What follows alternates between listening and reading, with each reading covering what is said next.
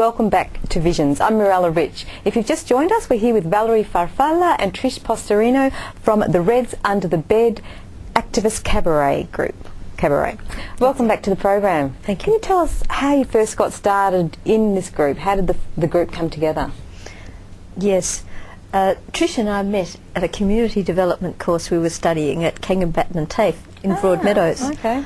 The third member of the group, Marita, who's not here today, she was also in the group, and we found that we were getting more and more inspired by discussions on globalisation and human rights, and the more inspired we got, the more we thought, hey, let's use our talents and do something about this.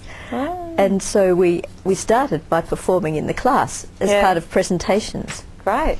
And then we thought, this could be a fully fledged group, and so we moved on from there, didn't we, Trish? We did indeed. And did you initiate it to begin with? Like, did you say, let's really get this ball rolling? I did, because I'm the musician of the group in terms of, I play the instruments. Yeah. So I could see that this could really work. Oh, beautiful. But it couldn't have worked on my own. Yeah. And Trish was a great collaborator, as were the others. Okay, so I guess in the classes you got very fired up by each other, did you? You really inspired each other. It was becoming community arts, which is a recognised idea of, not in the Dylan vein, a different, genre again, but very much about, protesting about things that are going on in our society that needs changing, so, and thought-provoking. Yeah. And what sort of thing, how do you actually put on a performance? How long does it go for, and what can people expect when they come to see something? Okay, our performances can last up to 40 to 50 minutes. We don't extend it much after that, but because it's cabaret, we actually like to tell a story and keep a theme that's going on, and And there's a bit of dancing, a bit of singing. Yes, we do. We do the whole cabaret. Yeah, how wonderful. And you're lots right. of comical sketches. Yeah, lots of Trish funny and things Susie. as well. Oh. So there's dancing and movement as well. And you write all your own scripts and songs as well? That's right, yes. Yeah, everything's original. We like to keep...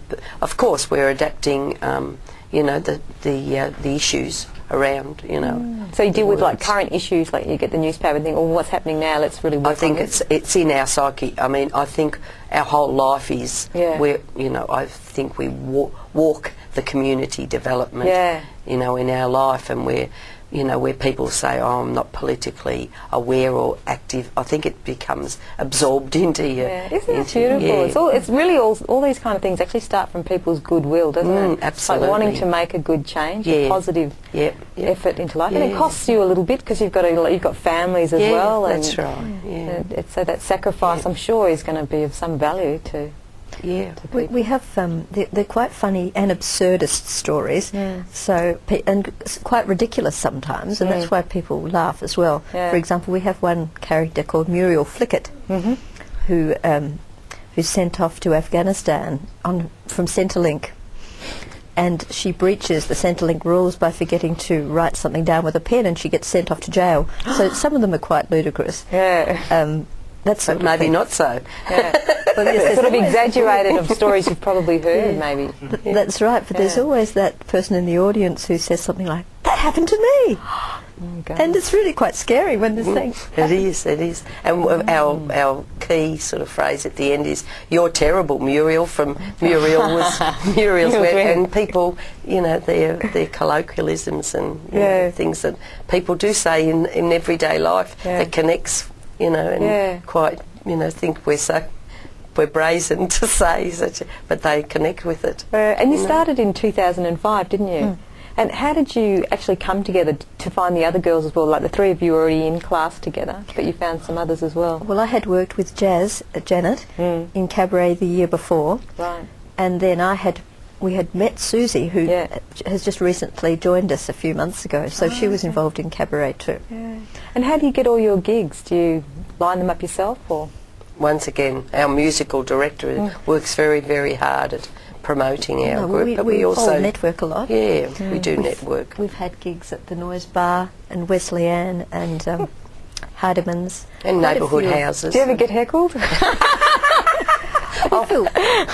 We feel very grateful too that people have given us opportunities, particularly the Noise Bar and Simon Moore he's good. has been fantastic. And So having those opportunities has helped us along. It's helped our confidence too. Yeah. And so the more we get to perform, the more confident we feel. Yeah. Oh, it sounds like such a joyful experience, like for you as well, and for the Absolutely. audience, and it's a good thing to do. Yeah, going back to the heckle, Yeah. I think it would be the family that would be Yeah, well, heckling. We want dinner.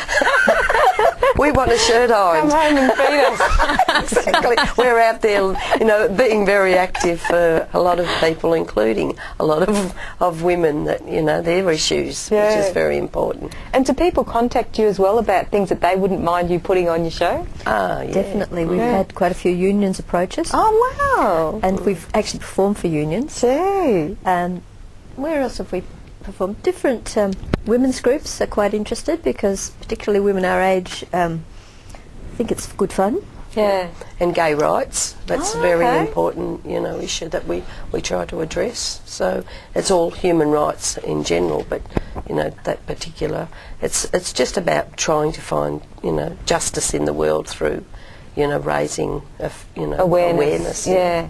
Because sometimes it's people that just, I guess, they just don't have the knowledge of things that are going on, and they might just judge only because they don't know. They don't mean to be like nasty or judgmental. It's only just because they haven't had the education in it. Yeah, yeah, it is. It's about just making people aware and thinking about the issues and you know, challenging their own you know, ideas that have been cultured in our society. Yeah.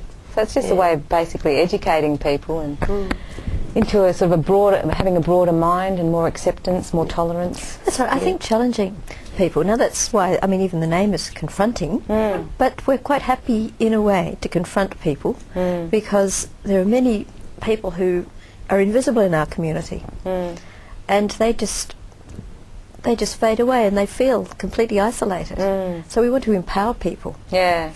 That's good. And do you come in contact with these people that inspire you to put them in the cabaret? Or their situation in the cabaret?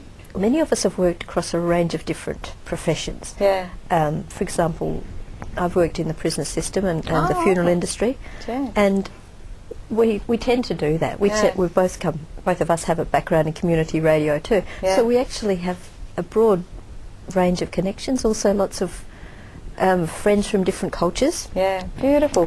We're about to go to a break now. You're watching Visions. Stay with us. We'll be back with more very shortly.